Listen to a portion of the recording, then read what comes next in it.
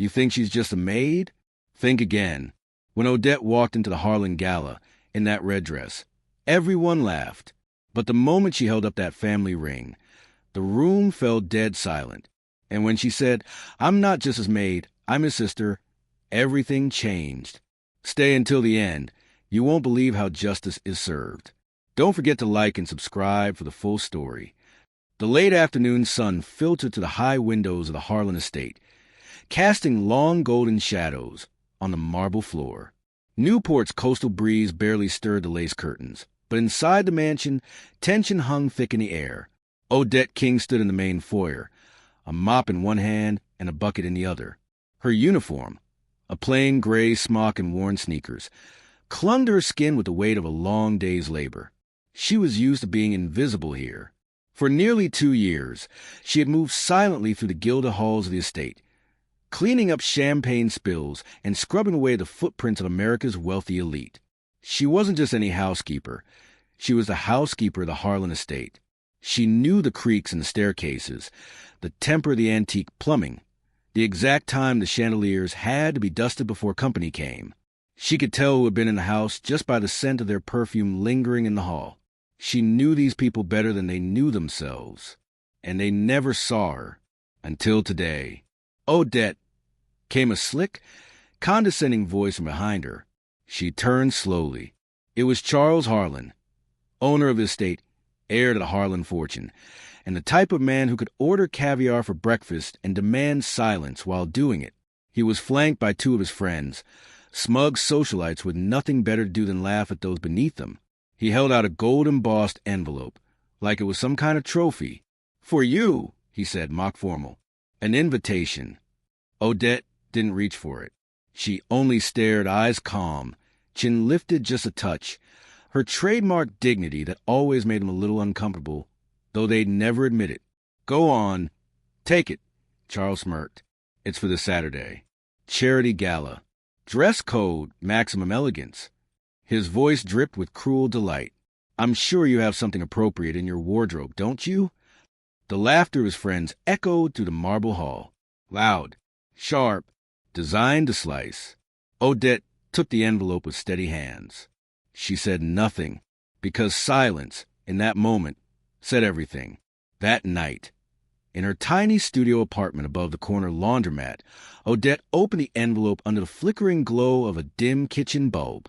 The card inside was thick, expensive, gilded lettering. A handwritten note at the bottom. "Looking forward to seeing you there. Don't be late." She read it 3 times, then placed it on the counter and poured herself a cup of tea. She didn't cry. Not yet. Instead, she sat at the small kitchen table, facing the window, staring out into the night, watching headlights pass by like shooting stars she'd once wished upon when she was still naive enough to believe in them. The humiliation wasn't new. She had felt it when she was 16, and a teacher called her too mouthy for a girl like you. She felt it when an officer pulled her over last summer and asked why a black woman was driving a car that nice. And she felt it acutely each time someone at the Harlan parties called her the help like it was a dirty word. But tonight felt different, because this wasn't just mockery. This was a setup, a trap, a public execution masked as a polite invite. Across town, in the velvet-draped master suite of the estate, Charles sipped from a crystal glass of bourbon and laughed as he recounted the scene to his wife, Serena. "She actually took the invitation," he chuckled. "Didn't say a word." Serena adjusted her earrings in the mirror, amused but wary. "You're sure this won't backfire?" "Backfire? Please." He scoffed. "She's a maid, Serena.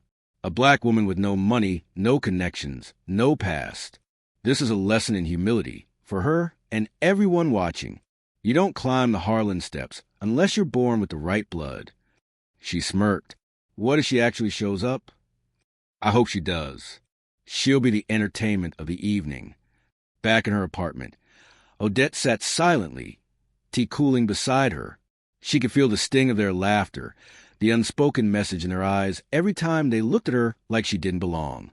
But there was one thing Charles didn't know. She had once belonged, not just in houses like that, but that very house, Her mother, Lorraine, had played piano in the very ballroom Charles now used to parade his wealth. Her grandfather had built one of the estate's original wings. Odette had childhood memories of running through those halls, before her mother died, before everything was stripped away, before the Harlans rewrote history. So no, Odette wouldn't be showing up to that gala out of pride or even revenge. She'd show up for something far more dangerous. Truth. In the days that followed, the estate buzzed with preparations. The staff whispered about the upcoming gala. Florists arrived with rare orchids. Ice sculptures were delivered. A celebrity chef was flown in from Napa. And Odette? She cleaned the floors they'd dance on, polished the glasses they'd toast with. Not a word about the invitation. Not a flicker of reaction. Until Friday night, when she clocked out an hour early and disappeared. No one at the Harlan estate knew that she had spent the last 6 months tracking down original documents. No one knew she had met with lawyers in secret. No one knew she had opened a private storage unit in Santa Monica and pulled out a garment bag wrapped in silk, untouched for 20 years. Inside was a red gown. It belonged to her mother, a dress that hadn't seen light since the last time Lorraine King stepped into a ballroom. This Saturday it would dance again, on her daughter's shoulders. The morning of the gala came quietly. Newport sky was a soft silver, as if the clouds themselves were holding their breath. At the Harlan estate, delivery trucks lined the long driveway. Caterers barked orders. Designers made last-minute adjustments to floral arches. The scent of expensive roses drifted in the air like perfume. Inside, no one mentioned her. Not once. It was as if they believed silence could erase the invitation they had sent. Or maybe they had convinced themselves she wouldn't dare to show up, that she'd know her place, that she'd stay home. But Odette King wasn't staying home. Not this time. She had vanished the night before, and no one had seen her since. She didn't clock in, didn't answer her phone. Some of the house staff whispered about it in the servants' quarters, wondering if she had run off to avoid the embarrassment. Others smirked and said they never expected her to come anyway. But no one knew what she was planning, not even close. By 5 p.m., the estate was transformed into a dream. Guests began to arrive in sleek black cars and silk gowns, the kind of people who spoke with slow vowels and wore watches worth more than most people's mortgages. Charles Harlan stood at the top of the grand staircase with a flute of champagne in hand, greeting donors and dignitaries like a king overseeing his kingdom. His wife Serena stood beside him, her diamond necklace sparkling like frost. "This is going to be unforgettable," Charles whispered in her ear. "You think she'll come?" Serena asked, her voice low. Charles laughed. "Even if she does, it'll be the best part of the evening." At 6:12 p.m., something shifted. The room grew quieter, just slightly. A few heads turned near the main door. No one said a word, not at first, but their faces said everything. Because there she was, Odette King, a black woman in a floor-length red gown, custom-tailored, vintage silk.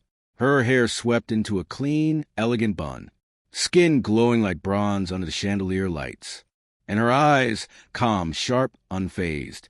She walked into the ballroom without hesitation, past guests who had once handed her coats without a glance, past women who had giggled while spilling wine and handed her towels without saying thank you.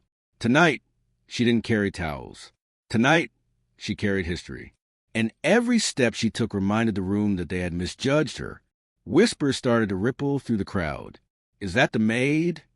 Wait, is she actually here? She looks incredible." No one dared approach her. Not yet. They watched from a distance, curious and uncomfortable, the way people stare at something they've never truly seen before. Charles spotted her from the top of the staircase and smiled. But it wasn't the same smile from before. It was tighter, uneasy. He didn't expect this. Not the way she looked. Not the way she moved. She was supposed to be embarrassed. Out of place. Small. But she wasn't. She belonged in that ballroom more than most of them ever had. Odette took a glass of champagne from a server's tray and walked slowly through the crowd. Her posture was perfect. Her silence louder than any speech. Her eyes scanned the room, not nervously, but like someone who was studying every person there, remembering every face. Serena leaned toward her husband and whispered, "Why does she look like she's not playing along?" Charles said nothing. From across the room, a senator's wife whispered to her friend, "She must have rented that dress." "Please. She'll probably return it tomorrow with the tag still on," the friend scoffed. They had no idea that the dress belonged to Odette's mother, that it had been stored away for decades, that it had once danced in the same ballroom when the Harlans still had integrity. That Odette wasn't wearing it to fit in. She was wearing it to reclaim what had been stolen. Charles made his way through the guests, drink in hand, smile practiced. When he reached her, he paused for just a beat too long. "Odette," he said, his voice louder than necessary. What a surprise. She turned to him, calm as ever. "Charles, you look stunning," he said. "I wasn't sure you'd come." "Oh, I never turn down an invitation," she replied, "especially one hand delivered with so much care." He laughed awkwardly. "I hope you're enjoying yourself." "I am," she said. "It's a beautiful house. Shame about the people in it." The jab was smooth, subtle. Some nearby guests heard it and looked away quickly, pretending not to. "I'm glad you're here," Charles continued. "Events like this, well, they're educational." "They are," she nodded, "especially when people reveal who they really are." He opened his mouth to respond, but nothing came out. She tilted her head. "You seem nervous, Charles." "Nervous?" he scoffed. "Hardly." "You should be," she said softly. It wasn't a threat. It wasn't anger. It was something deeper, like the sound of the storm still miles away, but coming fast. And suddenly, Charles knew this wasn't going to be a show, not the one he'd planned. Anyway, this wasn't a scene he controlled. This was the beginning of something else, something he couldn't stop. He turned to face the crowd, lifting his glass. "Everyone," he announced, "I'd like to introduce our special guest tonight. You all know her. She's our dedicated housekeeper, Ms. Odette King." Laughter erupted, just like he'd imagined, but then it faltered, because Odette didn't shrink. She didn't flinch. She didn't laugh along. She stood there, tall, unbothered, and then she smiled. A smile that made people stop mid-chuckle. A smile that said, "You have no idea what's coming." And truthfully, they didn't, but they were about to find out. Because sometimes the person everyone ignores is the only one worth watching. And tonight, all eyes were on her. The laughter faded faster than it had started. What was meant to humiliate her had instead pulled a thread that made the whole room tense. People were watching Odette King now, but not in the way Charles Harlan had planned. There was something unsettling about how calm she remained, how still, how composed. She didn't shift awkwardly or glance nervously around. She looked straight ahead, right at him. Charles gave another forced laugh, raising his glass again as if to redirect the tone. But it was too late. His guests had picked up on something. A shift. And Odette? She let the silence hang, just long enough to make it heavy. Then she took a sip of champagne. People began murmuring again, trying to recover from the awkward moment. A few snickered under their breath, but the energy in the room had changed. Some guests were already leaning into the tension, curious. Others looked confused. Serena, standing off to the side, narrowed her eyes at Odette. This wasn't what they had rehearsed. Odette was supposed to shrink, to crumble, but instead, she stood there like she had known all along what was coming. Then Patricia Langford, the senator's wife with a diamond-crusted clutch, approached with a smile that could cut glass. "Well, darling," she purred, "I have to say, you've outdone yourself. Where on earth did you find that dress?" Odette turned to her, eyes calm. "This dress belonged to my mother." Patricia blinked. "Oh, how lovely. Was she in service as well?" Odette didn't flinch. "No, she was a pianist. She used to play in this very ballroom before it was renovated to match Charles's taste." Patricia let out a small, disbelieving laugh. "A pianist? How romantic." Odette smiled, but there was no warmth in it. "She wore this dress the last time she stood in this room. She was pregnant with me at the time." Patricia's face shifted. The conversation was no longer casual. "Interesting," Patricia said carefully. "And what was her name?" Eleanor King, Odette replied. Then, looking slowly around the room, she raised her voice just slightly. She was the personal music instructor of Henry Harlan. There was a pause, a subtle one, but people heard that name and they listened. Charles's jaw tightened. He stepped forward quickly. I think that's quite enough, he said, voice firmer. Why? Odette asked. I thought this evening was meant to be educational. Serena was at his side now, her hand brushing against his arm in warning. Charles, she murmured, what is she talking about? She's stirring up old family gossip, he snapped. Ignore her. But Odette didn't let it drop. She reached into her clutch and pulled out a small velvet box. She opened it and held up a ring. Not just any ring. A thick gold band inlaid with a deep blue sapphire, framed with 2 diamonds and the Harlan family crest engraved in the center. Gasps escaped around the room. This ring, she said, was given to my mother by Henry Harlan. I've had it since I was a child. It was meant for me. Charles took a step forward. Where did you get that? You already know the answer, she replied. That's a forgery, he barked, louder now. This is ridiculous. You recognize it, don't you? She said calmly. Because it used to sit in the family vault, until it was removed the day your father died. You're lying. Odette's gaze sharpened. Am I? The crowd was no longer whispering. They were silent, waiting.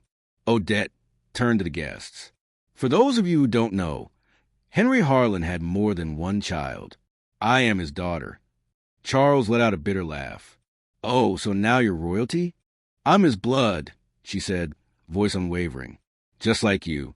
That's impossible, someone muttered from the back. But Odette didn't even glance toward the voice. Her focus stayed on Charles. You think no one would ever find out, that you could erase me like I was a stain on your perfect floors. But I remember the stories my mother told me before she died. I remember the promises your father made to her, and I have the proof. You have nothing, Charles hissed. She didn't respond right away. Instead, she pulled out her phone, pressed a button. A voice played through the ballroom speakers. It was Charles. You're going to keep your mouth shut about that blood test, the voice said. If you open your mouth, you'll never work in this town again. As for her and that bastard kid, they're on their own. Serena turned toward him slowly, her face blank with horror. Charles looked around, searching for an ally. No one met his eyes. That recording was taken from a conversation between you and Dr. Felix Hammond. Odette said, the family physician. He'll be here shortly, along with a lawyer and a journalist from a Newport Tribune. This is a scam, Charles barked. A smear job. Odette looked at him one last time. I came here because you invited me, but not for the reason you think. I didn't show up to be laughed at. Her voice was razor-sharp now, clear as crystal. I came to remind you that no matter how deep you bury the truth, it has a way of digging its way back up. Silence. Thick. Absolute. People weren't laughing anymore. They were listening. And Odette? She wasn't done yet. She was just getting started. The room hadn't moved for over 30 seconds. Not a shift, not a cough, not even a clink of a champagne glass. It was as if the very air had frozen in place, waiting to see what would happen next. Charles stood stiffly in the center of it all, chest puffed out, but his hands were shaking just slightly. Not enough for the cameras to catch. But Odette saw it. She didn't blink. Behind her, the velvet-draped doors creaked open again. Footsteps echoed across the marble floor. 3 figures entered the room. None of them were dressed for a gala. They came in like a breeze, carrying a storm. The first was Diane Monroe, a seasoned investigative journalist, her gray hair swept back, eyes sharp behind her glasses. The second was Elijah Grant, a civil attorney known for dragging corporate giants into courtrooms and leaving them in pieces. And the third was Dr. Felix Hammond, the Harlan family's longtime private physician. The moment he stepped into view, Charles paled. He tried to cover it with a smirk. Well, this is charming, he said loudly. Are we hosting a press conference now? Odette stepped aside slightly to let the newcomers pass. Diane Monroe took her place near the piano. She set down her leather bag and pulled out a laptop, She didn't say a word, just plugged it into the estate's projector. The massive screen behind the bandstand lit up in blue. Charles turned toward the guests. Everyone, I assure you, this is nothing more than a dramatic attempt to smear my family's name by someone with a very vivid imagination. Odette raised an eyebrow, but didn't speak. Dr. Hammond stepped forward, visibly nervous. His voice trembled at first, but he steadied it as he continued. I was Henry Harlan's personal physician for 11 years. In the final 6 months of his life, I noticed irregularities, symptoms that didn't match any of his known health conditions. Confusion, tremors, extreme fatigue. I suspected poisoning. He paused. A gasp spread like fire through the crowd. I ordered blood work. I took samples. But before I could raise the alarm, Charles found out. He threatened me. He said if I spoke to anyone, I'd never work again. And I believed him. Charles shook his head in disbelief. This is slander. Complete fiction. No, said Dr. Hammond. It's truth, and I have copies of the original blood panels, stored off-site, along with a signed confession I wrote 5 years ago and sealed with my lawyer in case I ever disappeared. The screen behind them lit up with scanned documents. The crowd leaned in to see them clearly. Elijah Grant stepped forward now, holding a folder thick with paperwork. Last month, we exhumed Henry Harlan's body with court approval. A second autopsy confirmed Dr. Hammond's original suspicions. Arsenic, slowly administered over a course of at least 8 weeks. People gasped. One woman dropped her wine glass. Charles looked like he might be sick. Still, he tried to speak. This is absurd, he said, though his voice cracked under the weight of it all. This is a circus. It's the truth, said Odette, her voice low but firm. You didn't just steal from me. You murdered your father and tried to bury both of us. Diane Monroe clicked through projector slides, revealing financial documents, emails, and transcripts. One recording played Charles's voice again. I need you to make the numbers dance. He said on the tape, if they dig into those withdrawals, we're screwed. Blame it on renovations, charity, anything. A few of the guests began backing away slowly from Charles, as if standing too close to him might implicate them. Serena, still standing near the staircase, put a hand to her chest. Her face had lost all its color. You told me he died of heart failure, she said quietly. Charles didn't look at her. He couldn't. Odette turned to face the guests, the donors, the friends, the socialites. You all laughed when I walked in, because I was a maid, because I didn't fit your idea of who belonged in this room. But I didn't come here tonight to ask for a place. She held up the ring again. I came to take back what's mine. What was stolen from my mother, from me, from a man you all pretend to remember so fondly. Someone in the back began to clap. One person at first, then a second, but it was hesitant, awkward, unsure what was appropriate in a moment like this. Charles exploded. This is insane, he shouted. You're destroying my life with stories and theater. You destroyed it, Odette said, when you poisoned your father and made me clean the floor where he died. He lunged forward then, but 2 security guards intercepted him. Not Odette's security. Estate staff. His own men. They had heard enough. They took him by the arms and stepped back, awaiting instructions. Diane closed a laptop and addressed the guest directly.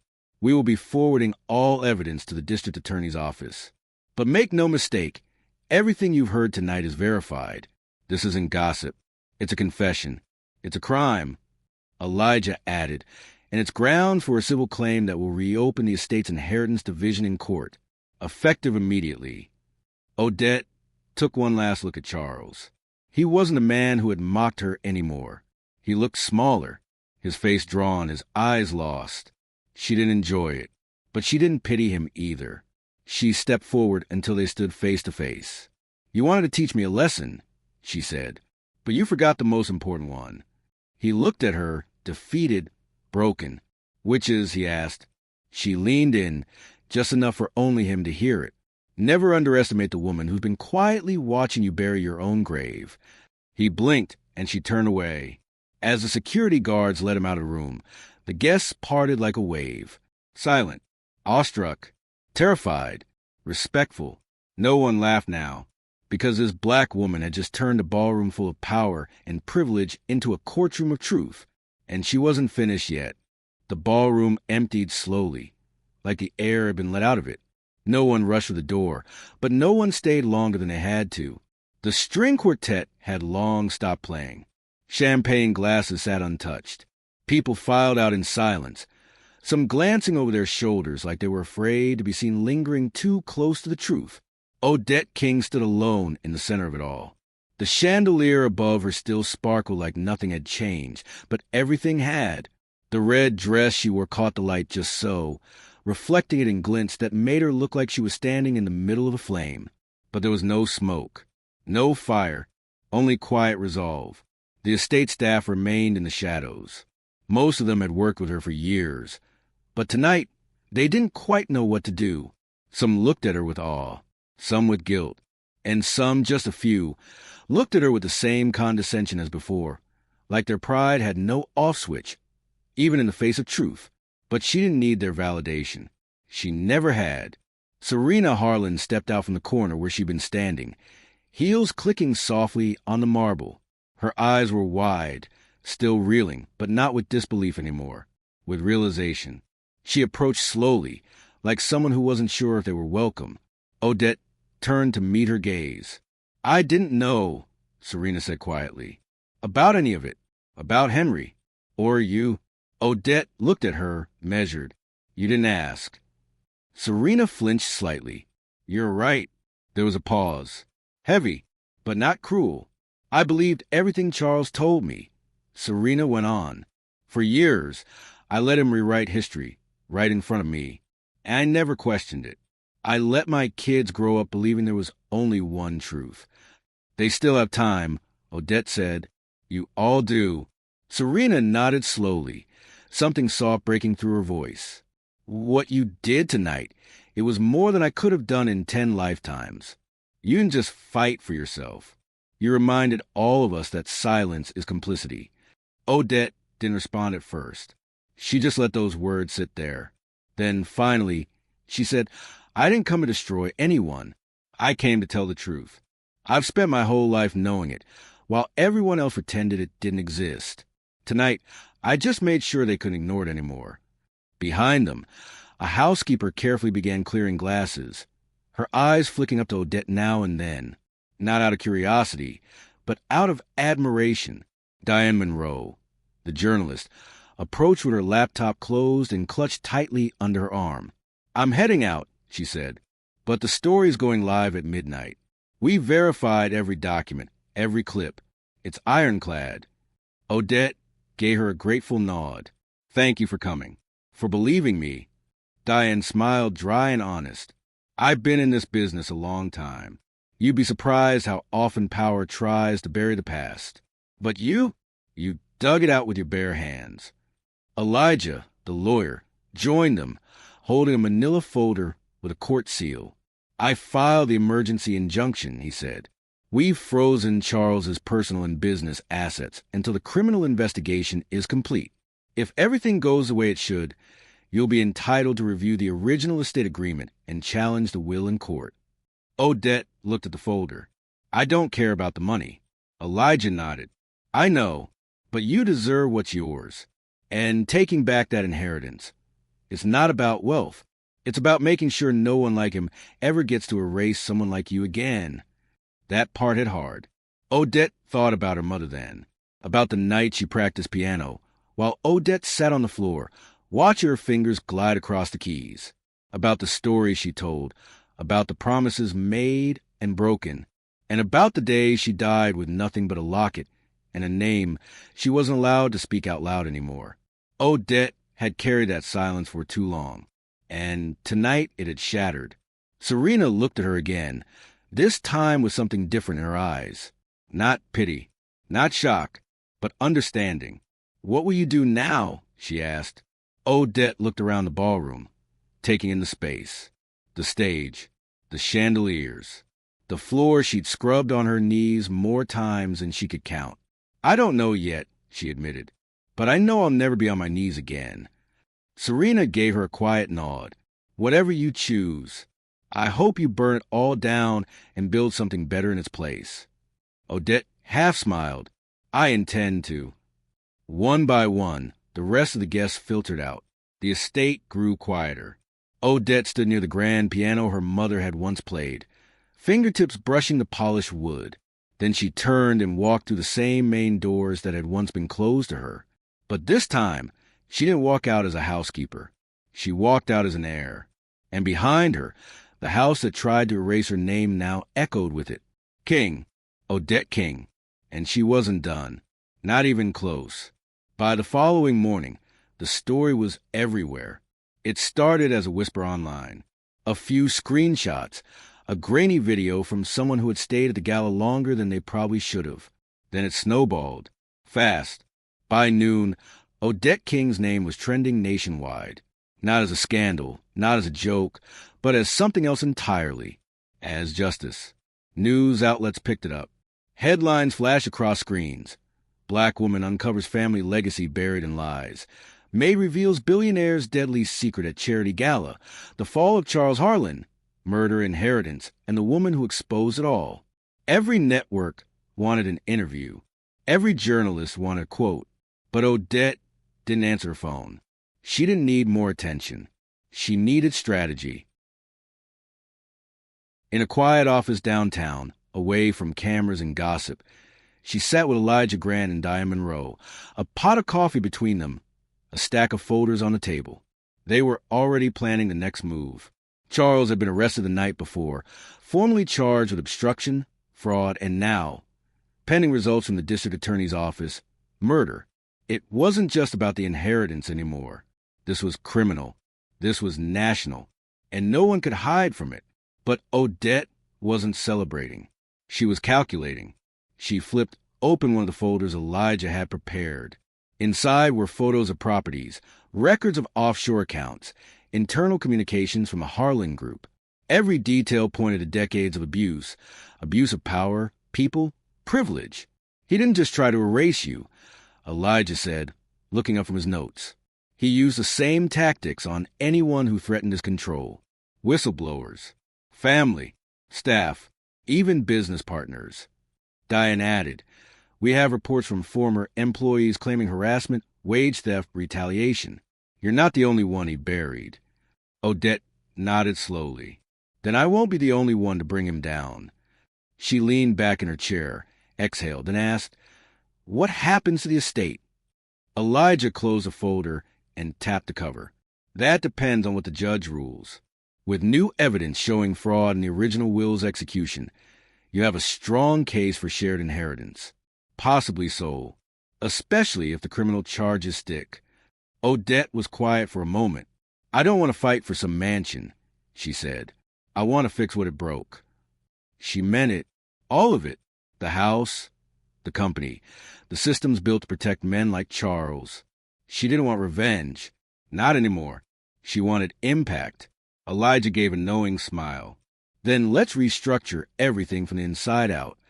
That afternoon, she visited the building that housed the Harlan Group headquarters. It felt strange stepping through the glass doors, no longer as the woman who took the service elevator. Now, she was the woman with the legal right to sit at the head of the boardroom table. Employees stared. Some whispered. A few lowered their eyes when she passed. Unsure how to reconcile the woman they had ignored in hallways with the woman now walking past the CEO's office. She didn't walk like she owned the place. She walked like she didn't need to prove that she did. The board of directors had called an emergency meeting, but Odette arrived before it began. She asked to address the staff first. They gathered in the main lobby, confused and tense. They expected a corporate statement, maybe some hollow words from PR. They didn't expect her. She stood at the front of the room, no mic, no stage. Just her. Some recognized her from the videos. Others only saw the former housekeeper. But all of them listened. "My name is Odette King," she began. "Some of you know me. Most of you didn't look twice when I walked past. That's okay. You weren't supposed to." The room shifted. "I'm not here to shame you. I'm here to tell you what's going to happen next." People leaned in. This company was built on a lie. A lie that allowed one man to steal credit, money, and lives. But starting today, we build something better. She outlined her plan. Fair wages, internal investigations, promotions based on performance, not proximity to power, mental health resources, a whistleblower hotline, real equity, not just in numbers, but in value. No one clapped. Not at first, but someone in the back nodded, and someone else whispered. Finally, by the end, the lobby wasn't silent anymore. It was buzzing, not with fear, with hope. Later, in Charles's now vacant office, Odette stood by the window overlooking the city. Serena called, the first time since the night of the gala. She answered. "I saw the news," Serena said. Her voice was heavy, but clear. "The children found out from their friends. I told them the truth." Odette didn't respond right away. "I'm not calling to apologize again," Serena continued. "I just wanted to thank you for not destroying them. You could have ruined everything, and instead, you're rebuilding." Odette replied softly, "Children shouldn't pay for the sins of their parents. They should be free to grow beyond them." Serena whispered, "You're more Harlan than he ever was." Odette didn't agree. She was more than that. She was what came after. As the sun dipped behind the skyline, Odette closed the blinds. The office didn't feel like us anymore. It felt like transition, like a story paused between destruction and rebirth. She wasn't finished, not with justice, not with the legacy, and not with the system that allowed it all to happen. Because this time, the woman who had been erased wasn't just taking back her name. She was changing what that name meant. Forever. It had only been 3 days, but Charles Harlan's name was already fading. Not from memory. No, people still talked about him, but the way they spoke had changed. It was no longer with awe or admiration. It was with unease, with disgust, with disbelief that they had ever held him up like some kind of god. Odette King had not returned to the mansion. Not yet. The estate was now locked under court order, assets frozen, records under forensic audit. Her legal team was working around the clock, but she had shifted her focus. She wasn't interested in the marble floors or antique mirrors anymore. She was interested in people. That morning, she walked into a community center on the east side of town, wearing a navy blue blazer, jeans, and sneakers. No designer dress. No press behind her. Just her and a purpose. The woman behind the front desk looked up, smiled softly. "You're her, aren't you?" Odette smiled back. "Depends who you mean. The one from the Harlan thing. The story. You're her." "I'm Odette," she said simply. "I used to clean houses. Now I'm rebuilding one." They laughed together. Not the nervous laughter of a gala crowd. Real laughter. She was there to meet local organizers. People who'd been doing the hard work for years. One of them was Reggie, a formerly incarcerated father of 3, who now ran a job placement program. Another was Elena, a Latina activist pushing for fair housing.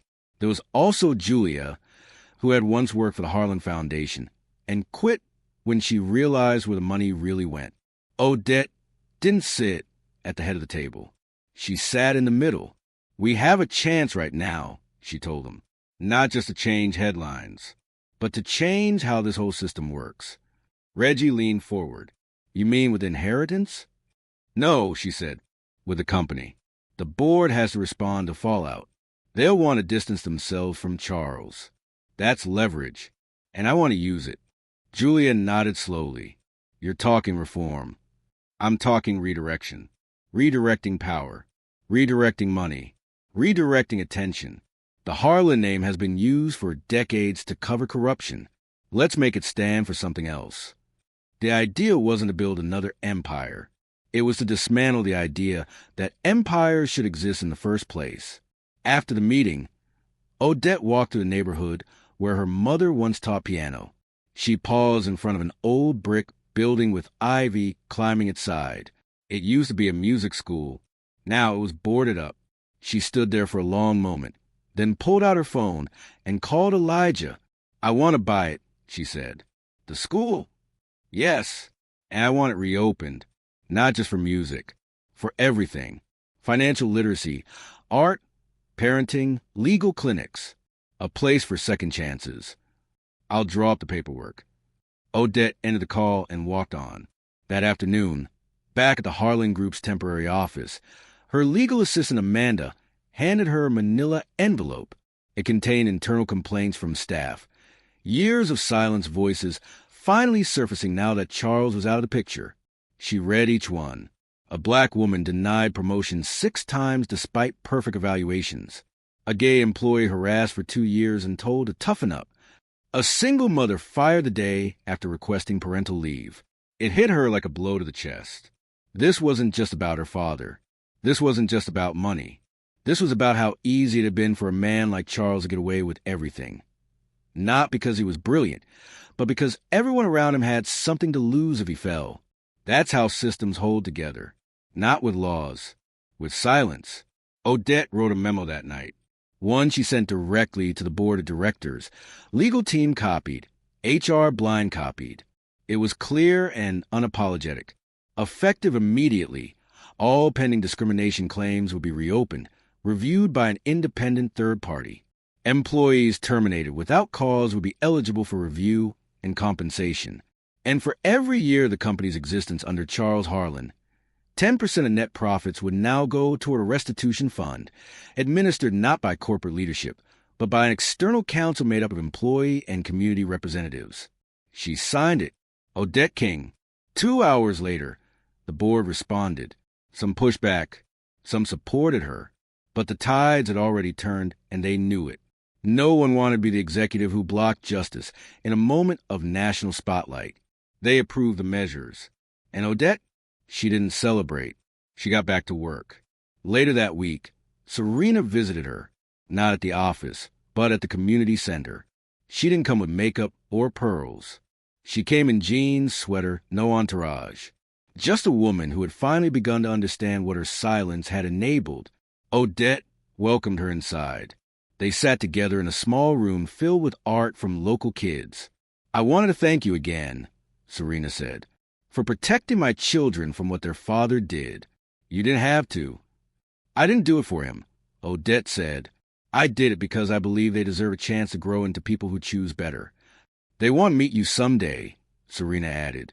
"Maybe," Odette replied. "When they're ready." Serena paused, eyes soft. "Do you forgive me?" Odette looked at her, not unkindly.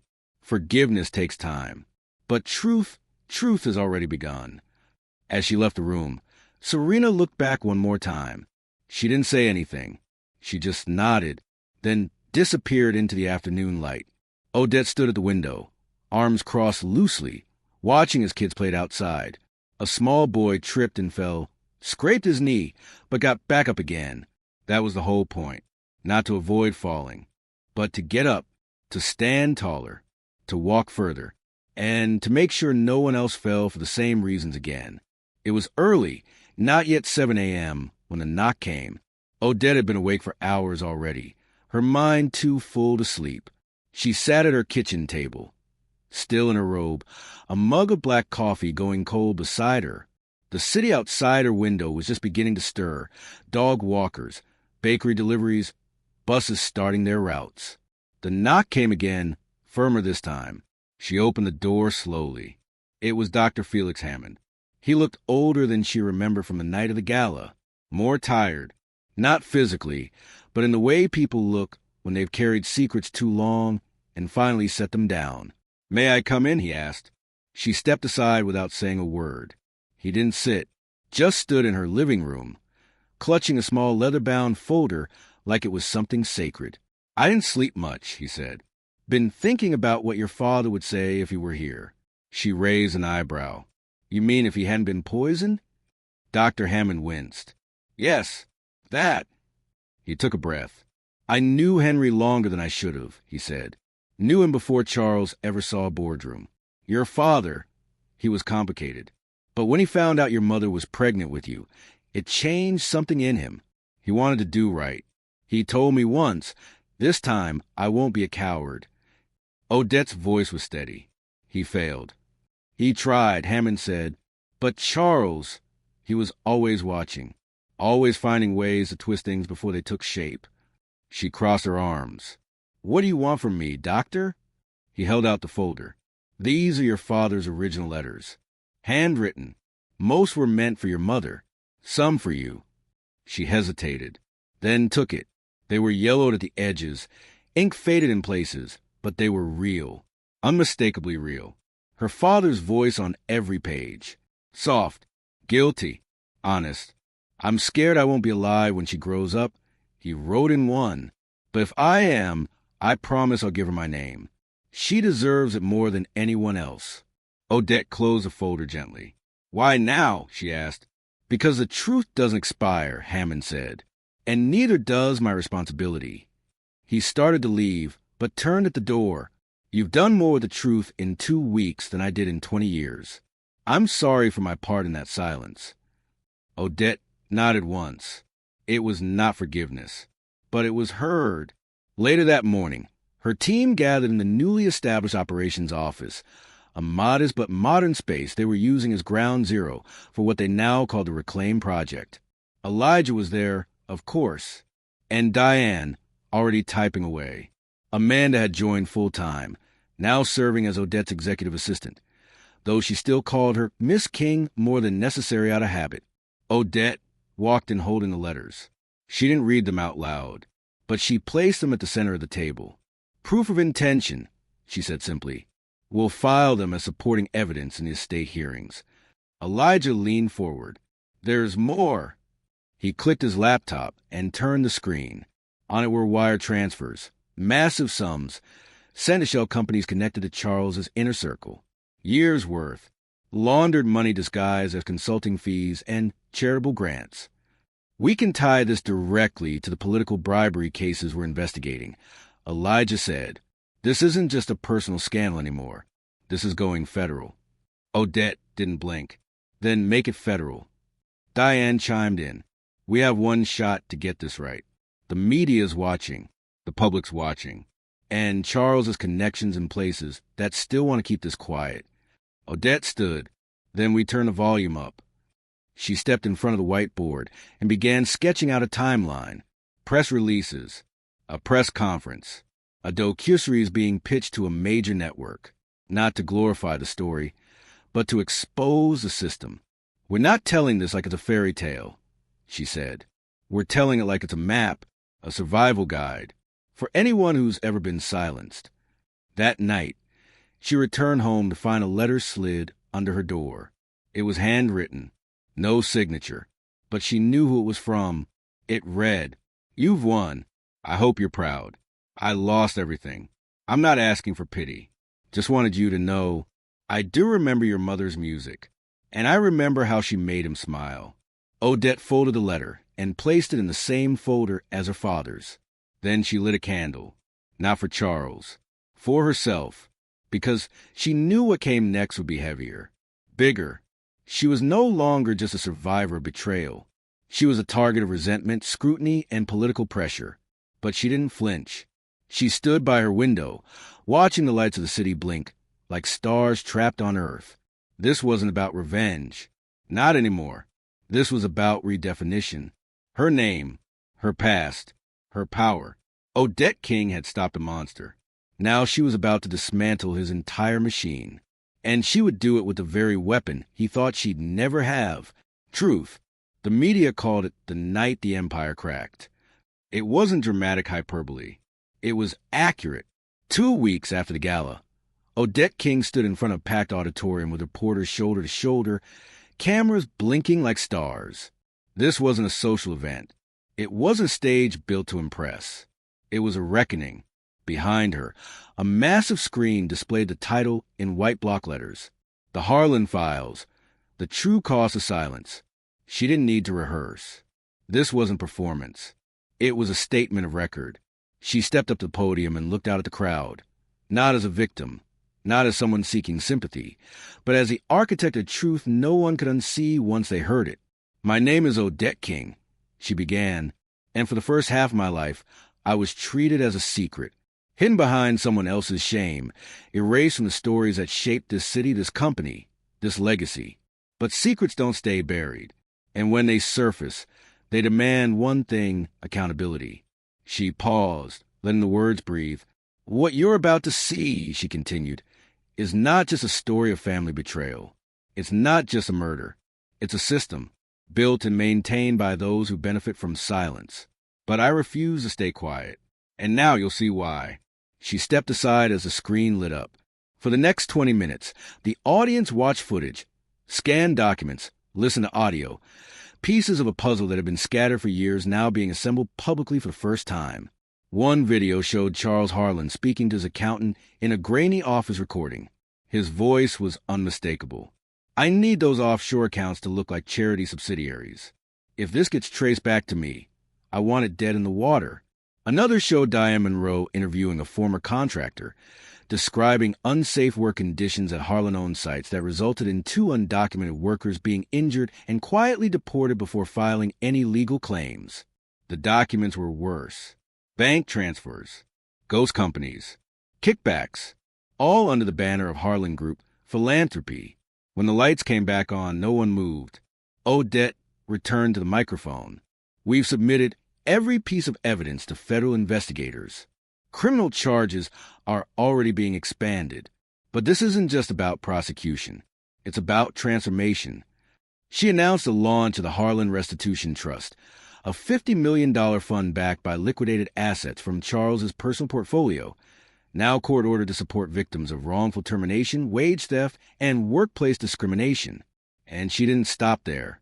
The company I inherited will no longer operate under the Harlan name. Effective immediately, it will be known as the Eleanor Foundation, named after my mother, who spent her life believing dignity was worth more than power. The applause came slowly at first, then gathered force. She didn't smile. This wasn't about applause either. Later that night, alone in her apartment, Odette removed her shoes, sat on her couch, and turned off her phone. She let herself exhale, not out of relief, but necessity. There was still so much to do. But tonight, she had turned the spotlight around. The light that once exposed her had now illuminated the truth that others had spent lifetimes trying to bury. She poured herself a glass of water, not wine. Her mind was clear, her heart steady. Then came a knock at the door. She hesitated for only a moment. When she opened it, it wasn't press or security. It was Helena Weston, the former board chair of the Harlan Foundation, once Charles's most loyal ally. She didn't bring cameras. She didn't bring excuses. She just stood there, older than Odette remembered. Her voice quieter than the woman who once told her to use the service entrance next time. I came to say thank you, Helena said, and to say I was wrong. Deeply, shamefully wrong. Odette didn't speak. I didn't know what Charles was hiding, Helena continued, but I knew he wasn't telling the truth. I knew it, and I said nothing. I was complicit because I was comfortable, because it was easier to look away. But you didn't look away. Still, Odette waited. I don't expect forgiveness, Helena added, but I want to help now. If there's a way, any way, to undo what I helped him build, I want in. Odette finally replied, undoing it isn't enough. We have to replace it. Helena nodded. Then let's build. They didn't shake hands. They just nodded once, and Odette closed the door. The next morning, her inbox exploded. Public endorsements, letters of gratitude, donations to the new trust fund. But not everyone was happy.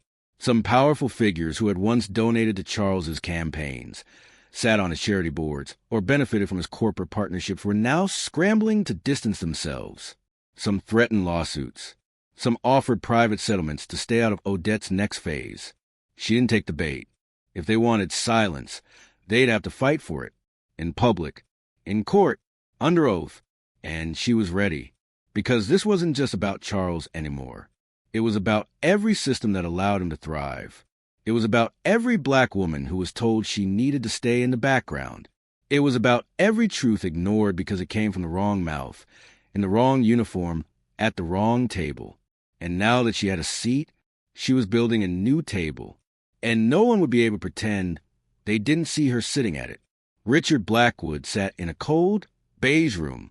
Fluorescent lights buzzed overhead, humming like static against concrete. The holding cell wasn't glamorous, and there was no tailored suit here to hide behind. Just a man in a gray uniform, hair flattened, skin pale, stripped of his title and influence. The silence around him wasn't peaceful. It was punishment. The kind of silence you feel when there's nothing left to say. He stared at the wall, unmoving, waiting for the day to end, but also knowing there was no escape. Not from time. Not from the weight of everything coming to light. He had been the master of control, the orchestrator of narrative.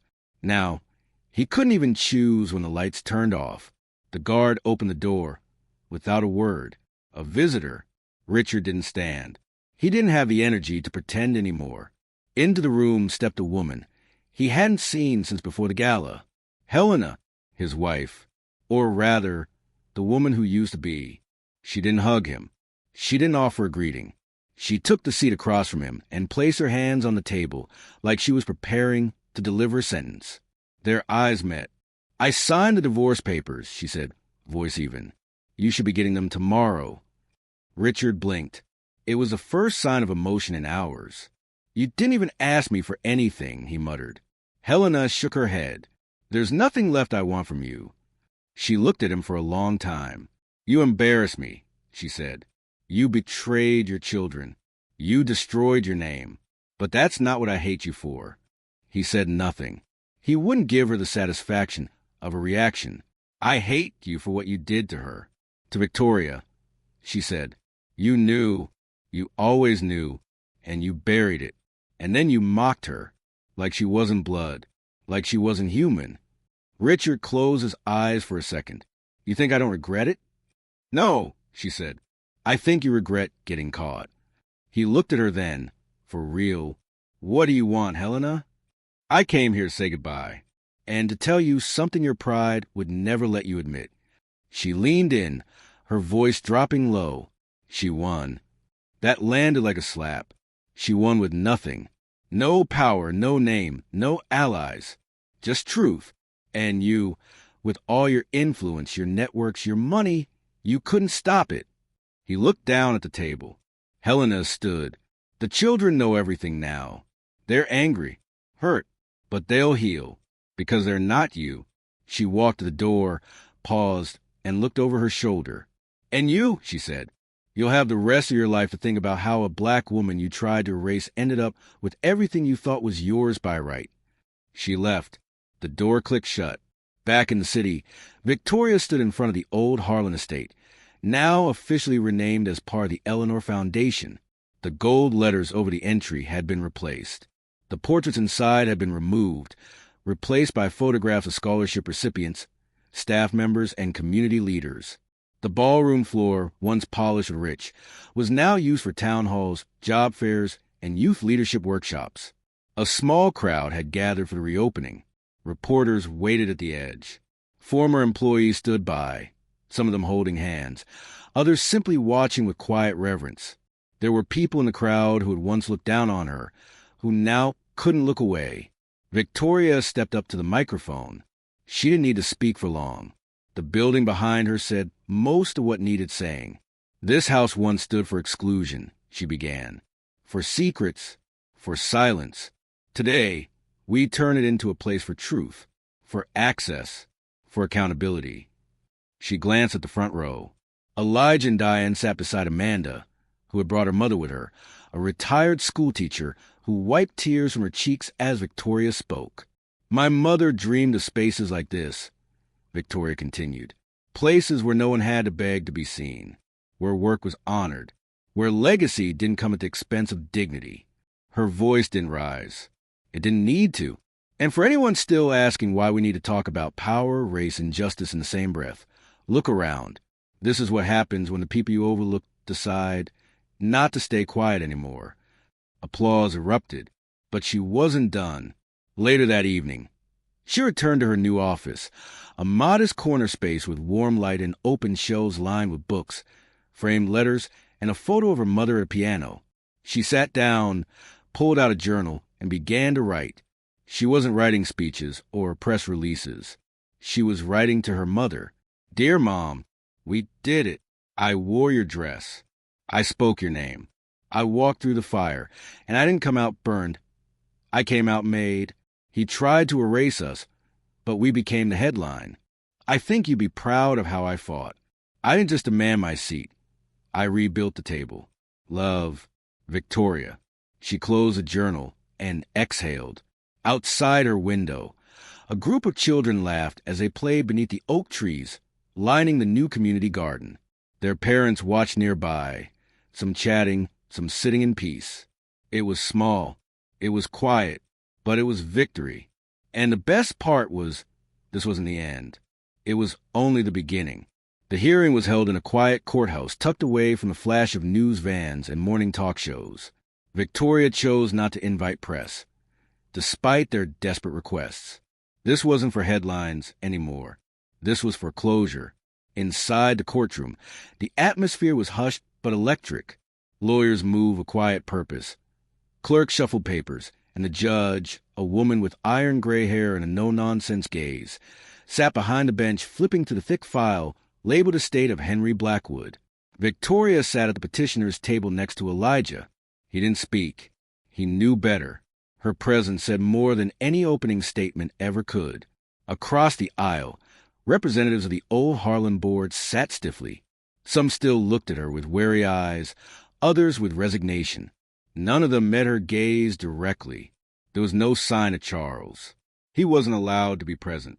A video monitor in the corner of the room displayed his remote feed from prison, where he sat in a plain chair, wrists cuffed, expression hollow. The judge cleared her throat. We are here today to settle final matters relating to the disputed inheritance of the late Henry Blackwood, given the presentation of new evidence, specifically criminal conduct by the previous heir. This court has been asked to reconsider the distribution of his estate. Victoria didn't move. The judge turned toward her. Ms. King, you are requesting not only financial compensation, but legal recognition as Henry Blackwood's biological daughter and rightful heir.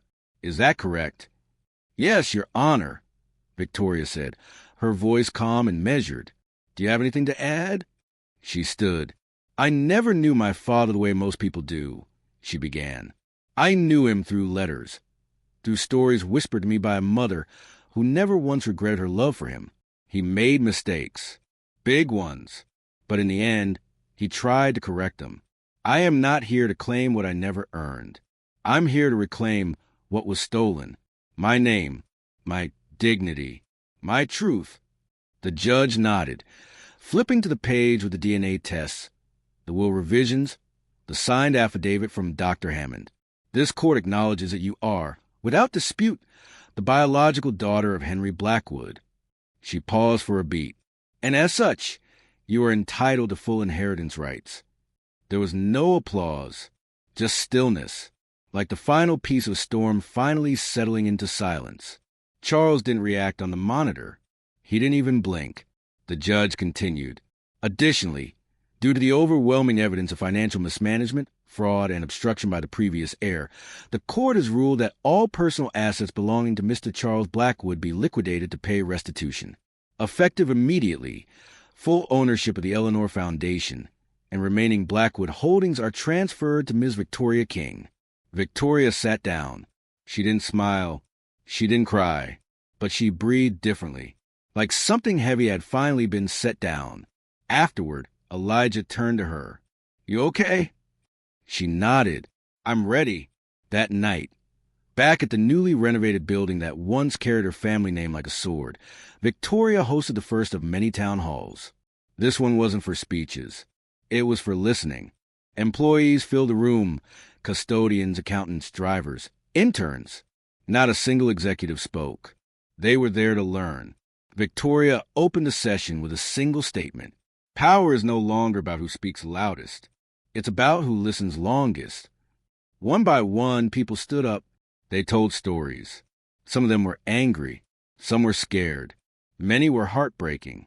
A woman who had worked there for 15 years without a promotion. A man who was let go after becoming disabled. A young intern who had quit after being told her accent was too thick for client-facing work. Victoria didn't interrupt. She wrote things down. She nodded when needed, and when the last voice finished speaking, she stood again. None of this ends with a hearing, she said. It begins with accountability, and it continues with policy. She laid out a roadmap: equitable pay, bias training, leadership audits, transparent pathways to promotion. But more importantly, she promised access. "We will never be a company that thrives because people are afraid to speak," she said. "We will be a company that thrives because people are free to tell the truth." After the meeting, Amanda approached with a smile and an envelope. "It came in the mail," she said. Victoria opened it slowly. It was a letter, no return address. Inside was a short note, handwritten with careful penmanship. "You don't know me, but my mother worked for Charles 20 years ago. She died thinking no one cared what happened to people like us. Tonight, I watched your speech online, and for the first time, I believe we matter. Thank you." Victoria folded the note and tucked it into her journal beside her mother's letters. She stepped outside onto the balcony, cool night air brushing against her skin. Below, the lights of the city shimmered like they always had. But tonight, they felt different. She wasn't a shadow anymore. She was a signal, and people were listening.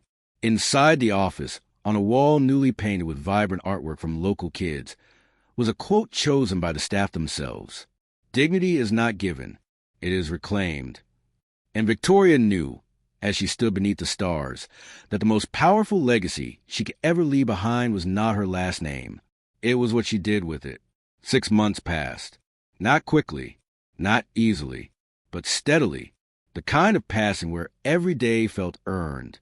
Victoria King sat in her office, her real office now, overlooking the courtyard of the Eleanor Foundation. The walls around her no longer held portraits of men in suits or brass plaques with empty slogans. Instead, they displayed photographs of employees promoted from within, community events funded by redirected wealth, and a large framed document titled Our New Code. She had read it 100 times, helped write every word. But today, she wasn't reading it. Today, she was waiting. The door opened, and Amanda stepped in with a warm smile. "They're here." Victoria rose, smoothed her sleeves, and walked into the next room where a small team from Forbes had just finished setting up their lights and mics. It wasn't her first interview, but it would be the one that mattered most. The journalist, a woman named Rachel Torres, extended her hand. "Thank you for doing this," she said. "You become something of a symbol." Victoria shook her hand. "I'm just someone who stopped waiting for permission." They sat down. Cameras rolled. The questions began. How does it feel being called one of the most influential women in business? Victoria didn't hesitate. "Strange," she said, "because for a long time I was invisible in the very buildings I now lead. I mopped floors for people who wouldn't even learn my name. So no, I don't think about the influence. I think about the distance I traveled to get here." Rachel nodded. "You've transformed not just a company, but an entire ecosystem. Was there ever a moment when you thought it might break you?"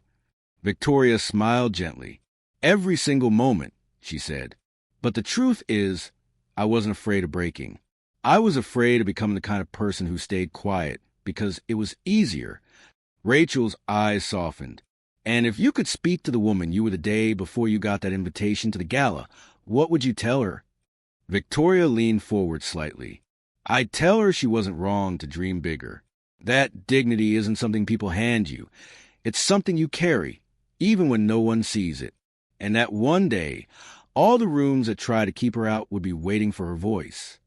The interview ended with applause, not from the cameras, but from the staff watching quietly in the back. Later, after everyone had gone, Victoria stayed behind, sitting alone under the soft glow of her office lamp. She opened the drawer of her desk and pulled out an old letter, the one Charles had written from prison, the only thing he ever sent. She read it again. It wasn't a confession. Not fully, but it wasn't denial either. He had written about regret, about legacy, about children growing up in the shadow of men too weak to tell the truth. He had signed it simply, Richard. She didn't forgive him, but she had stopped letting him define her. That was its own kind of freedom. Outside, the courtyard was filled with laughter. Kids playing in the garden. Parents talking under string lights. Staff sharing food, stories time. No VIP sections. No hierarchy. Just people. Her people. She stood, walked out onto the balcony and watched them for a moment. They hadn't just survived something dark. They had built something brighter. She thought of her mother then, of the piano, of the smell of old books, of the late-night lullabies hummed just loud enough to drown out the noise of the world outside their apartment door. Her mother never lived to see this, but she had planted every seed. Victoria walked down to the garden path, where two little girls were chasing each other around a raised planter box.